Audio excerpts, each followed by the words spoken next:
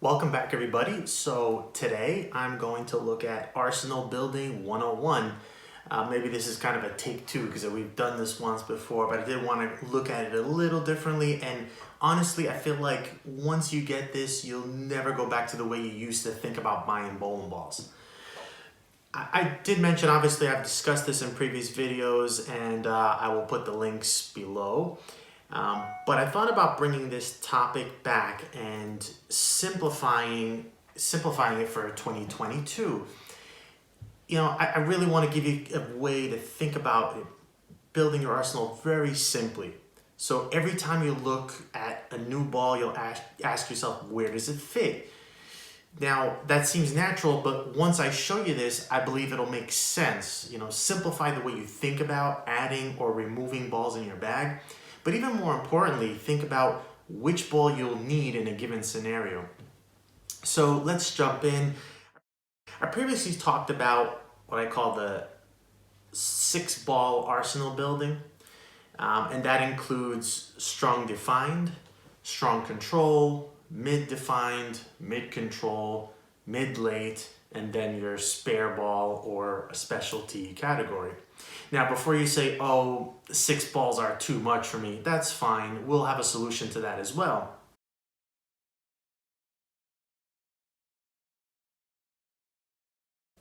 It's a simple grid to start, which will help you drop balls in. So let's first start with a visual and an explanation.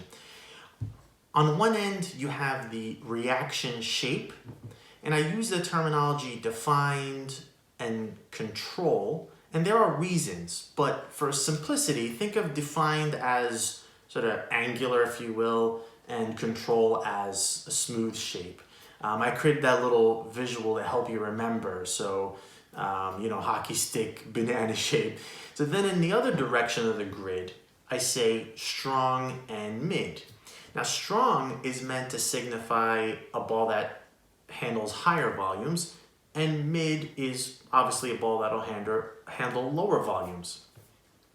So if you start here, you have 4 blocks that you can fit a ball into. So strong defined is a ball that can handle high volume that also has some angle down lane. Strong control is a ball that can handle high volume also, but is rounder shape down lane. Then you move to mid-defined. Mid-defined is a ball that's cleaner than your strong defined, obviously, but still has that strong angle down lane. So you have more length than your strong defined. Mid-control is a ball that's cleaner than the strong control, but still has a rounder shape. Now, one more shape I want to discuss, which is I called mid-late. And this is a ball that I would say adds a nuance where you want an even later reaction than the mid-defined ball. And this will be for the sort of lowest volume handling duties in your bag. And it's a nuance because it's the first time we're talking about the actual position of a ball within a box. So, in the simple form, here are 2 examples of a potential arsenal. So the first one here is, say, you're looking to develop a storm family bag.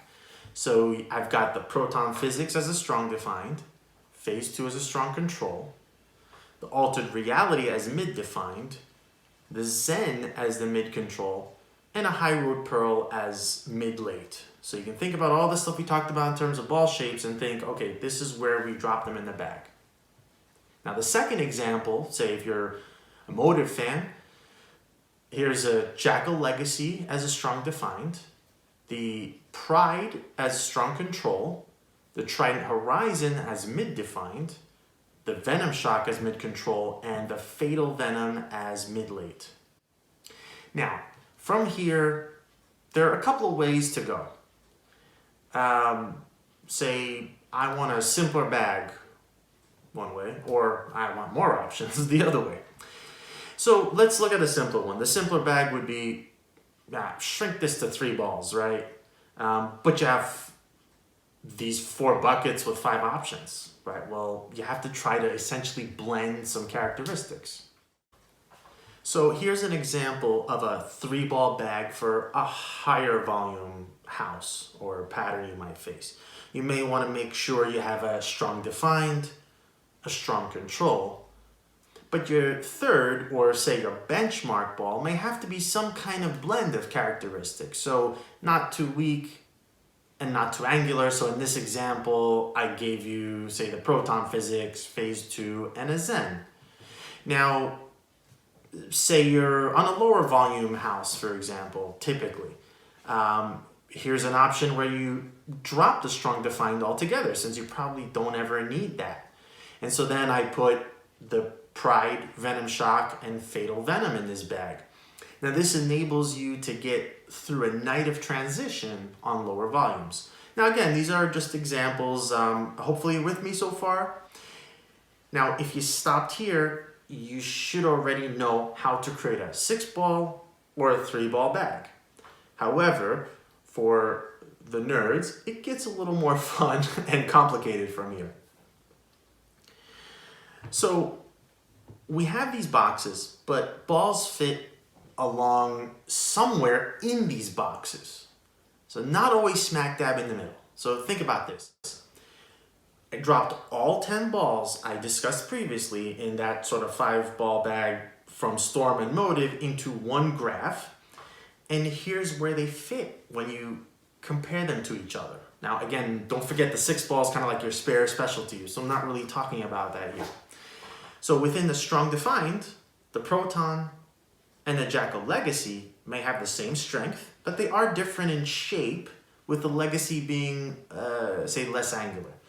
Now, within strong control box, you've got the phase 2, and that's a little stronger, but about the same shape as the Pride. So, you know, that's kind of how you see them compare in that box. Now, look at the sort of massive delta I feel is within that mid-defined or mid-angular box, if you will. You have the Trident at the top of the strength in that box, but less angular than the Altered Reality. Now you have the High Road Pearl and the Fatal Venom are also distinct in their angularity, even if they are about the same strength, fitting in that mid-late. And you know, you can kind of go on and on. So now when you think about all the balls manufactured, you know, or the manufacturers are releasing, it can easily get confusing, right? So for example, here is my recent discussion around the Spectre, Phase 4, Phase 3, and Marvel Pearl. Now, you know, in this table, I can barely effectively show you how close the Spectre, Phase 3, and Marvel Pearl are, because they're almost on top of each other. And even then, I asked the question, right, in the videos, if you remember, do I need a Phase 4 with any of these other 3? And so if you keep your arsenal thought simpler, where you want one mid-late ball, my answer is an easy no. You don't need but one of these, right? Does that make sense? So let me take you through my bag to explain my thought process. I have lots of balls, so obviously I can change at any given point. But this is a real example of a bag I have brought into the building on a given night. So your strong control is the Jackal Legacy. It's got the appropriate strength, but not so angular, which makes it versatile for me on the left side for, you know, many different pattern shapes that I see. My strong control, I've got the Rogue Assassin, a clear step down from the Legacy in strength and still has some angle. And it's not far right in terms of smoothness, if you notice. Now, you know, mid-defined is the Altered Reality because I like the heavy rolling nature with, you know, clean look. So I want that kind of bang down lane. So I choose a more angular look there. And then you have the mid-control as the Venom Shock. And as you can see, it really comes close to the crossroads, meaning it really close to the middle of everything, right? And that's kind of where theoretically benchmark balls should fit. And then finally, the Iron Forge as my mid-late. And I don't really need weaker stuff like the Fatal Venom or High Road Pearl for the most part. And the Iron Forge still has a kind of heavy rolling core I can rely on down in the bottom of my bag. Now, again, with all that being said, don't forget your spare ball. either polyester, urethane, or throw your strike ball straight. It's the most underappreciated ball in the bag. Thanks for watching this tutorial. I wanted to revive this and really help you all think about your arsenal and any ball I review in this manner. Where does it fit? I know there are lots of cool looking balls coming out all the time, but at the end of the day, while there may not be a sort of finite reaction shape manufacturers can create, there's so much out there, there is a finite amount of space and truly useful shapes to select from, right? And so you always think about, where do you drop them in these boxes? That should keep it simple for you. Keep your bag simple, keep it much easier for you to pick a ball at a certain time when you see a ball reaction changing. So that's it for now, and we'll see you next time.